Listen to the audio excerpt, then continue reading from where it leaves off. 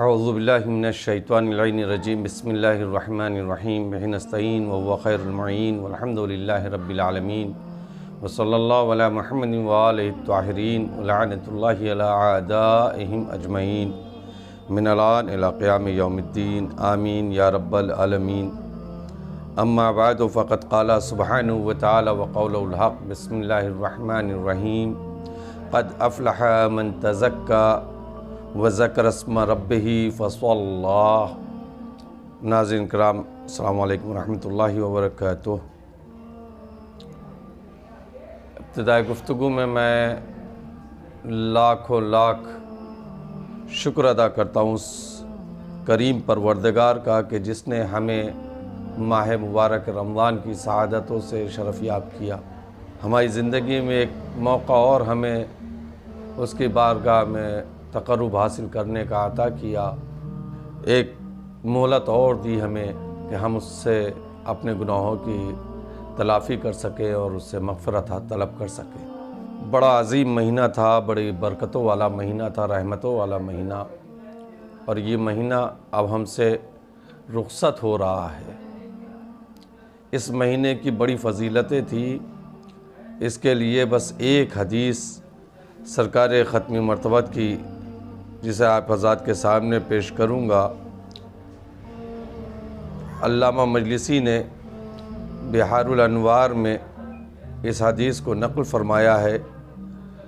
بحار الانوار کی جلد نمبر 93 ہے، صفحہ نمبر 346 ہے، جس میں نبی کریم فرماتے ہیں کہ لو یعلم العبد ما فی رمضان لَوُدُّ أَن يَكُونُ رمضان السنہ، یعنی اگر میرا بندہ یہ جان لے کہ رمضان کیا ہے، اس کی فضیلت کیا ہے، اس کا مرتبہ کیا ہے، اس کا مقام کیا ہے، اس کی برکتیں کیا ہے، تو پھر وہ بندہ یہ چاہے گا کہ رمضان صرف ایک مہینہ یا 30 دن نہ رہے بلکہ پورے سال کا سال رہے۔ اب آپ غور کریں کہ خالق کائنات میں اس میں لو یعلم الانسان نہیں کہا ہے، لو یعلم الناس نہیں کہا ہے، بلکہ عبد کہا ہے کہ اگر اللہ کا بندہ یہ جان لے کہ رمضان کیا ہے، یعنی جو بندہ خدا ہوگا وہی رمضان مبارک کی فضیلتوں کو سمجھے گا۔ ہر کس و ناکس اس کی عظمت اور اس کی اہمیت کو نہیں سمجھ سکتا۔ بہرحال خدا کا شکر ہے کہ ہماری زندگی میں اس نے یہ سعادت ہمیں نصیب کی کہ ہم اس کی بارگاہ میں اپنے گناہوں کی تلافی کر سکیں اور اس کی عبادت کر سکیں۔ اب یہ مہینہ ہم سے رخصت ہو رہا ہے، اور اب آنے والا دن اور آنے والے مہینے کا پہلا روز عید کا دن ہے۔ یہ بھی لطف پروردگار ہے کہ ایک مہینے کی ریاضتوں کے بعد، عبادتوں کے بعد جو پہلا دن اس نے ہمارے مقدر میں تحریر کیا اور ہمیں قسمت میں رکھا، وہ اپنا انعام و اکرام رکھا، اور انعام و اکرام کی صورت میں وہ عید کا دن قرار دیا۔ اسی لیے ہم نماز عید میں خطبے میں قنوت میں پڑھتے ہیں وَجَعَلْتُهُ لِلْمُسْلِمِينَ عِيدًا، اے اللہ کہ تو نے مسلمانوں کے لیے اس دین کو عید کا دن قرار دیا۔ اور عید کے دن کی انشاءاللہ فضیلت بیان کی جائے گی، لیکن اتنا جان لیں کہ عید کے دن ہم کو خوشیاں منانا ہے، اس لیے کہ وہ دن اس کا نہیں ہے ہم یہ نہ سوچیں کہ ہم آزاد ہو گئے، بلکہ وہ دن وہ ہے کہ ہمیں خدا کی نعمتوں کا جو ایک مہینہ ہمیں نصیب رہا، برکتوں کا، عبادتوں کا، اس کے تشکر کا دین ہے روز عید۔ ہمیں خدا کا شکر ادا کرنا ہے، اسی لیے نماز پڑھنا ہے۔ عید کے دن یاد رکھیں میرے نوجوانوں، عزیزوں، میرے دوستوں، کہ عید سے مطلب یہ نہیں ہے کہ ہم سوئیاں کھائیں اور نئے نئے کپڑے پہنیں اور گلے ملیں اور خوشیاں منائیں۔ اس کا نام عید نہیں ہے۔ عید نام ہے در حقیقت فطرہ ادا کرنا، اور اس دن روزہ حرام، ایک واجب اور ایک حرام سے بچنے کا، ایک واجب پہ عمل کرنا اور حرام سے بچنے کا نام۔ جو 30 دن روزہ رکھنا ہم پر واجب تھا، وہ عید کے دن روزہ رکھنا ہم پر حرام ہے، اور اب ہم کو عید کے دن فطرہ نکالنا ہے، یہ اہم ہے۔ اور اس کو ادا کرنے کے لیے پھر اس کے بعد ہمیں 2 رکعت شکرانے کی ادا کرنا ہے۔ خدائے وحدہ لا شریک کے بارگاہ میں۔ اب فطرہ کیا ہے؟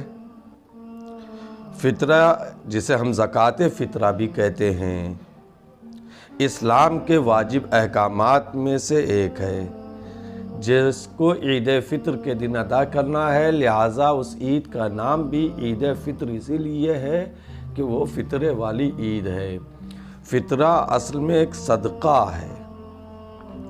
عید کے دن ہمیں اس صدقے کو، اس فطرے کو، اس زکوٰۃ کو معین اور مخصوص مقدار اور کیفیت میں ادا کرنا ہے۔ کیا ادا کرنا ہے؟ وہ مال ہے۔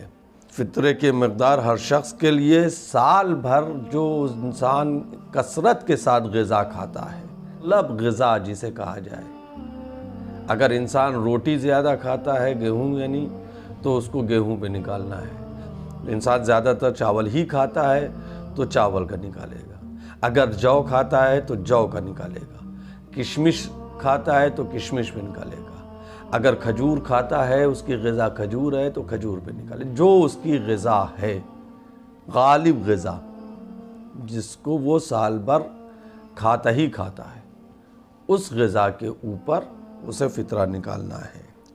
مقدار کیا ہوگی؟ تو اس کی مقدار تقریباً 3 کلو ہے۔ 3 کلو جو چیز کھاتا ہے اس کے 3 کلو نکال دے۔ اب چاہے وہ جنس نکالے، یعنی خود گیہوں نکالے، چاول نکالے، جو نکالے، کھجور یا کشمش نکالے، یا اس کی قیمت نکال دے۔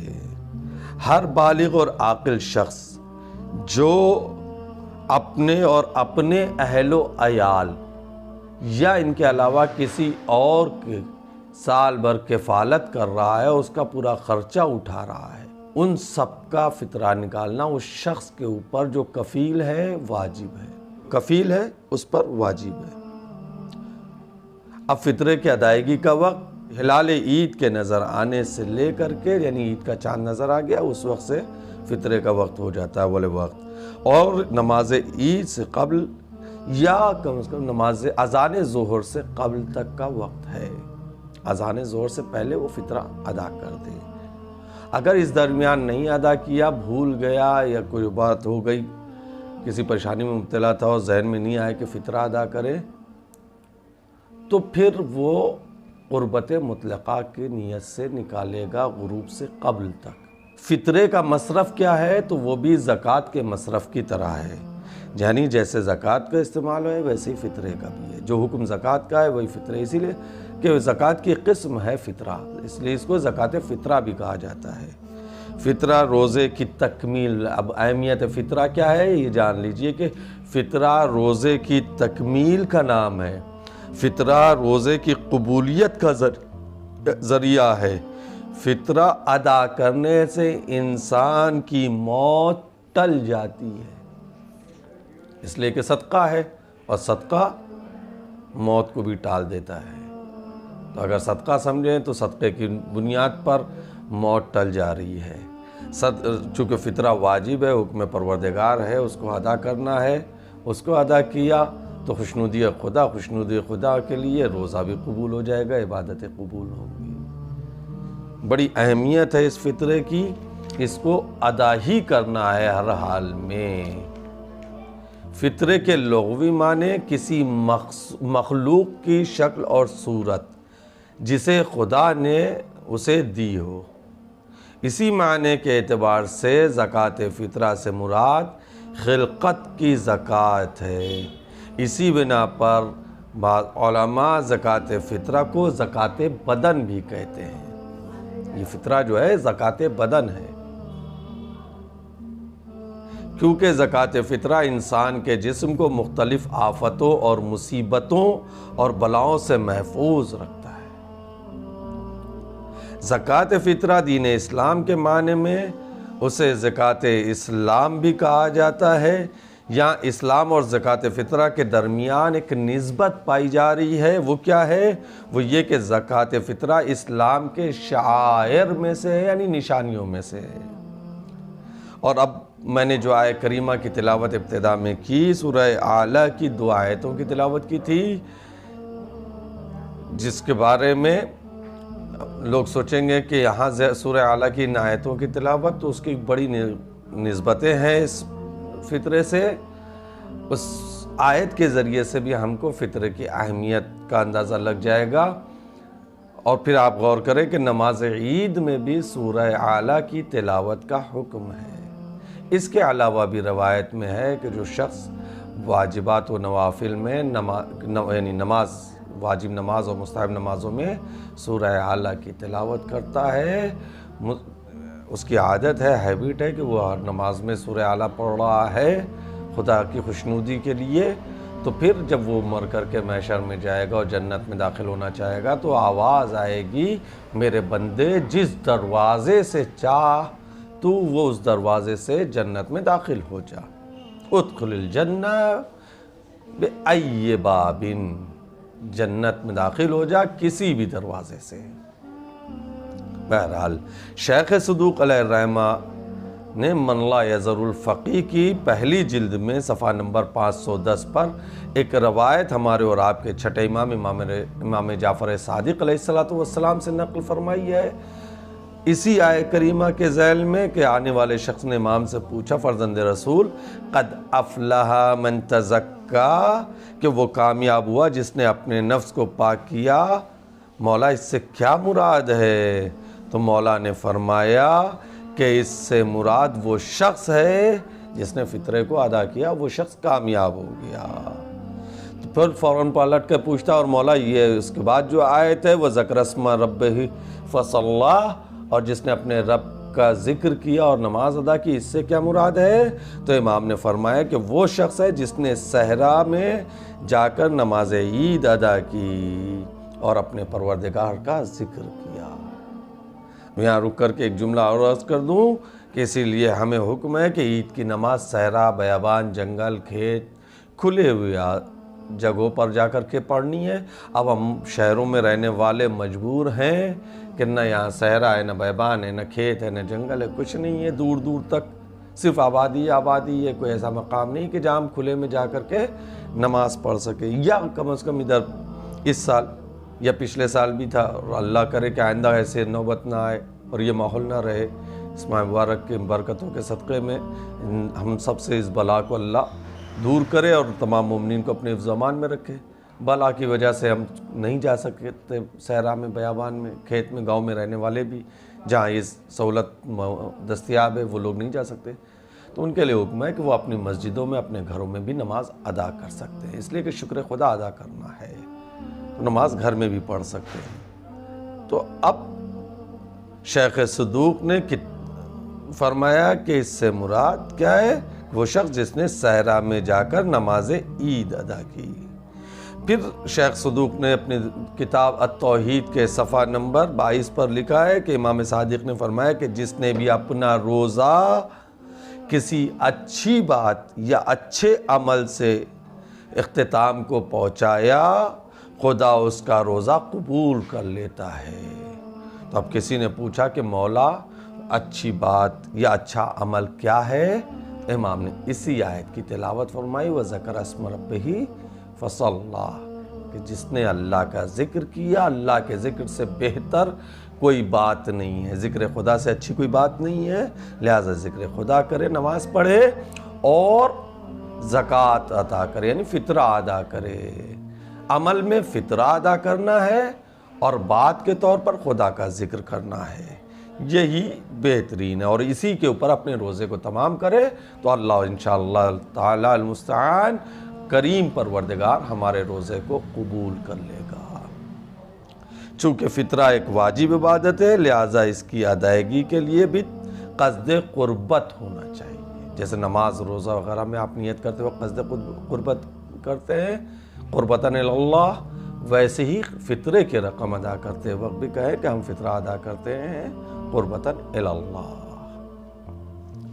اب کس کس کا فطرہ نکالا جائے گا سوال ہوتا ہے، مجھ سے بھی کل ایک صاحب نے سوال کیا تھا اسی ذیل میں، تو اس کو بھی جواب دے دیتا ہوں کہ شب عید غروب آفتاب سے قبل، جب سورج ڈوبنے لگتا ہے اس وقت کسی شخص کا کہ مہمان کھانے والے سمجھے جائیں، یعنی آپ کیا کوئی آیا اور وہ کھانا کھا رہا ہے تو آپ اس کو مہمان تصور کریں، آپ مانیں کہ میرا مہمان ہے، آگے آپ نے کھلا دیا تو کوئی مسئلہ نہیں، لیکن آپ نے اس کو مہمان بنا لیا تو اب اس کے اوپر ہے، اس کا فطرہ ہے، واجب ہوگا میزبان کے اوپر۔ اسی طرح بیوی کا فطرہ شوہر پر، غلام کا فطرہ مالک پر، اور اسی طرح غروب سے قبل پیدا ہونے والا بچے کا فطرہ بھی والد کے اوپر۔ آپ کہیے ابھی تو مغرب کے وقت پیدا ہوا ہے، اذان سے 5 منٹ پہلے تو بچہ پیدا ہوا ہے، سورج ڈوبنے والا تھا بچہ پیدا ہوا، ہمارے گھر میں چاند نکلا ہے۔ نہیں صاحب، اس کا بھی فطرہ دینا ہے، ٹھیک ہے۔ ایک بات اور واضح کرتا چلوں یہاں پر، لوگ سوال کرتے ہیں کہ مولانا شب عید 29 تاریخ یا 30 تاریخ کو مسجد میں افطار بھیجیں گے تو جتنے مسجد میں مصلی ہیں سب کا فطرہ دینا ہوگا، لہٰذا ہم افطار نہیں بھیجیں گے۔ نہیں، یاد رکھیے کہ مسجد میں اگر افطار بھیجا جا رہا ہے تو مسجد کے مصلیوں کے افطار کرانے پہ چاہے ایک کھجور سے کرائیے افطار یا پھر پورا کھانا کھلائیے اس کو پیٹ بھر کے، اس کا فطرہ آپ پر واجب نہیں ہے، اس لیے کہ مسجد میں آنے والا خدا کا مہمان ہے، آپ کا مہمان نہیں ہے، خدا کے مہمان ہے، لہذا اس کا فطرہ خدا کے مہمان کے اوپر خود ہے، افطار دینے والے کے اوپر نہیں ہے۔ ہم کوشش کریں کہ مومنین کو روزہ کھلائیں چاہے ایک کھجور سے، اس لیے کہ ایک شخص پیٹ بھر کے کھانا کھلانے سے افطار کرائے اس کو جو ثواب ملے گا اتنا ہی ثواب ایک کھجور اور ایک گلاس پانی سے افطار کرانے، یا نمک کی ایک کنکری ایک ریزہ نمک اور پانی سے افطار کرانے والے کو بھی وہی ثواب ملے گا۔ شرط یہ کہ خلوص ہونا چاہیے، خدا اور رسول کے لیے کرے، دکھاوے کے لیے اگر پورا کھانا کھلا رہا ہے پورا دیکھ بنوا کر کے کہ صاحب محلے اور سماج کو پتہ چلے گا کہ میں نے اتنا کھلایا ہے تو اب اس کا ثواب بھی محلے اور سماج سے لے لے، اللہ نہیں دے گا۔ اللہ کے لیے کرے، دکھاوے کے لیے نہ کرے۔ تو اس طریقے سے مسجد میں بھیجنے سے، افطار کرانے سے اس کے اوپر فطرہ واجب نہیں ہوگا۔ ہر اس فرد کا فطرہ ادا کیا جائے گا جس کا خرچہ سال بھر انسان اٹھاتا ہے۔ آپ جس کا بھی خرچہ سال بھر اٹھاتے ہیں اس کا فطرہ ادا کیا جائے گا۔ فطرہ ادا کرنے کا وقت عید کا چاند دیکھنے کے بعد فطرہ ادا کرنے کا وقت ہو جاتا ہے اور نماز عید یا اذان ظہر تک وقت ہے۔ اسی طرح فطرے کی رقم براہ راست کسی محتاج فقیر کو دی جا سکتی ہے، مگر بہتر ہے کہ امام یا نائب امام کو دیں۔ اس سلسلے میں آپ توضیح المسائل دیکھ لیں۔ سید کا فطرہ صرف سید کو دیا جائے گا، سید کو، کسی غریب سید کو غیر سید کا فطرہ نہیں دیا جائے گا، اور غیر سید کو آپ دیجئے۔ اسی طرح اس کو فطرہ دیا جائے گا جس کا خرچ فطرہ دینے والے کے ذمے نہ ہو۔ اگر آپ کے ذمے کسی کا خرچہ سال بھر کا ہے تو اب آپ اس کا فطرہ نہیں ادا کر سکتے، مثلا بیوی، بچے، والدین، ان کا فطرہ آپ نکالیں اور انہی کو دے دیں تو نہیں جائز ہے۔ فطرہ دینے کے لیے آیت اللہ سستانی کے یہاں فطرہ لینے والے کا مومن ہونا شرط ہے، یعنی جسے فطرہ دیا جا رہا ہے، جو فقیر جس کو سمجھ رہے ہیں، جس کو غریب سمجھ رہے ہیں، وہ مومن ہونا شرط ہے، بہتر ہے کہ مومن ہو احتیاط لازم کی بنیاد پر۔ اسی طرح کھلم کھلا اگر مومن ہے لیکن کھلم کھلا گناہ کر رہا ہے، شراب پی رہا ہے، جوا کھیلتا ہے، کوئی اور گناہ کھلم کھلا کر رہا ہے بغیر خوف کے، تو اس کو نہیں دیں گے۔ یا پھر اگر اس بات کا شائبہ پایا جا رہا ہے، امکان پایا جا رہا ہے کہ ہمارے فطرے کے رقم ہم اس کو دے رہے ہیں اور اس سے وہ کسی حرام کام میں مدد لے سکتا ہے، شراب پی سکتا ہے، اس سے جوا کھیل سکتا ہے، کوئی حرام کا بزنس کر سکتا ہے، تو ایسے میں بھی اس کو فطرہ نہیں دینا ہے۔ اگر کوئی حرام میں ملوث ہونے والا کا امکان پایا جائے تو نہیں دیا جائے گا۔ اب تفصیلات کے لیے میں نے کہا توضیح المسائل کی طرف آپ ان مسائل میں رجوع کر سکتے ہیں۔ اگر ظہر سے قبل تک فطرہ بھول وغیرہ کی وجہ سے نہیں دیا جا سکا تو اسے چاہیے کہ یاد آتے ہی قربت مطلقہ کی قصد سے فطرہ ادا کر دے۔ فطرہ سب سے پہلے اپنے گھر رشتہ دار والوں کو دے، پھر پاس پڑوس کو دیکھیں، پھر محلہ دیکھیں، پھر شہر دیکھیں، نزدیک سے نزدیک تر والوں کو دینا ہے۔ جب اگر اللہ کرے انشاءاللہ وہ وقت آ جائے کہ اپنے محلے، اپنے سماج، اپنے شہر میں کوئی محتاج نہیں ہے، تب دوسری جگہ دیں، مستحق کو ادا کریں۔ اگر مستحق نہ ہو تو پھر شہر کے باہر فطرے کی رقم بھیجیں، ورنہ جائز نہیں ہے۔ ہر نماز عید سے، بہرحال نماز عید سے قبل فطرہ ادا کر دینا چاہیے، یا کم از کم نکال کر رکھ دیں، اور موقع ملتے ہی جلد سے جلد مستحق یا نائب امام یا ان کے وکیل تک پہنچا دیں۔ خداوند عالم ہم سب کی نماز، روزہ، عبادات، دعائیں، ان سب کو شرف قبولیت عطا فرما۔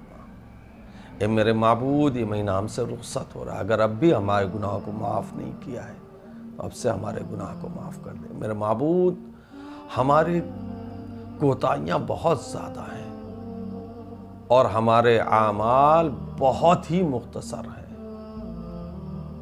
مگر معبود ہمیں یقین ہے تیرے لطف اور کرم کے اوپر کہ تو اپنے لطف و کرم سے ہماری کثیر کوتاہیوں کو درگزر فرمائے گا اور ہمارے ناقابل قبول مختصر سے اعمال کو قبولیت کا شرف ادا کرے گا انشاءاللہ بحق محمد والے طاہرین۔ میرے اللہ، جتنے مومنین مومنات بیمار ہیں ان سب کو صحت کامل اور عاجل عنایت فرما، جو مقروض ہوں قرض سے سبکدوش فرما۔